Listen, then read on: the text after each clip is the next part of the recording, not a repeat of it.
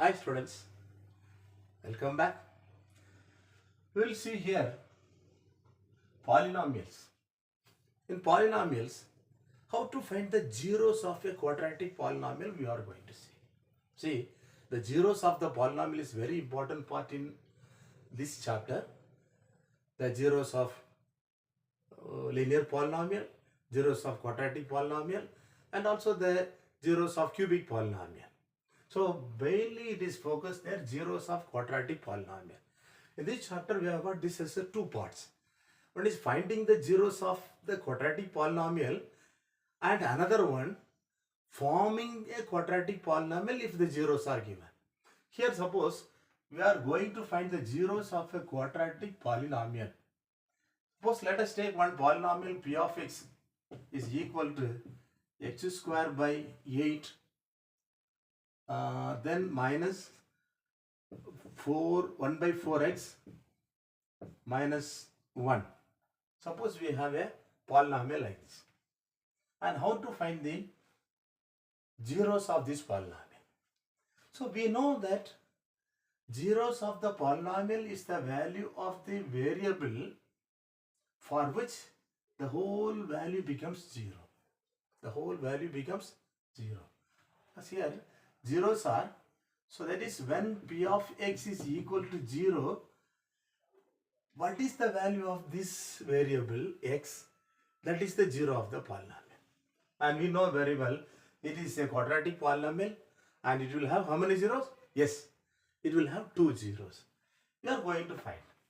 So let this polynomial x square by 8 minus x by 4 minus 1 equal to 0.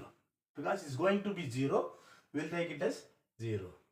Now multiplying both sides by either both the left hand side and right hand side by the highest denominator, the LCM of the denominator 8. We get x square, 8 cancel, minus here 2 times 2x minus multiplying with 8 equal to 0. So we have changed this polynomial into the polynomial equivalent without the denominator, without the rational coefficient. It's fine. Now we are going to find it, the zeros, by splitting the middle term. This is a quadratic polynomial. We'll split into two linear polynomials. Let us see that. We'll split the middle term into 2. So x square, first term as it is, then last term is also minus 8 as it is, then only the middle term we are going to split into 2, and therefore here in the factor you know that already, if you multiply we have to get here minus 8 and the sum of those two parts should be equal to minus 2 and the two parts are to be, so here for the 8, say 2 4s are 8, 2 4s are 8. Suppose if you want to this get minus 2, we'll put here minus. So 2 into minus 4 is minus 8 and this one. So we'll get here the plus 2x minus 4x minus x. So we have got the 4 terms. Now we'll take the grouping this. These two will group, these two will group together. What we are getting? And here two groups of this quadratic polynomial. We'll take the common out. So from this first x into, from this x plus 2 to taken here, from these two minus is common, 4 is also common, minus 4 into here x, here minus is taken, so remaining plus 2, that is equal to 0. Now still again this is common, so we'll take x plus 2 into remaining x minus 4 is equal to 0. So we have got that two parts of, we have got this polynomial, it's a product of two linear parts. Now what is that?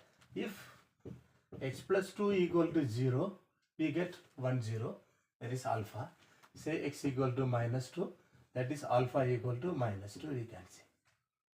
Then if another part, x minus 4 equal to 0, we get x equal to 4, that is beta equal to 4. Therefore, the two zeros are alpha equal to minus 2 and beta equal to 4. These are the two zeros of the given polynomial. And we have got the next part is also, once we get these zeros, we can find the relation between the zeros and the coefficients. That we will see in the next video. Okay, thank you. Till then, bye.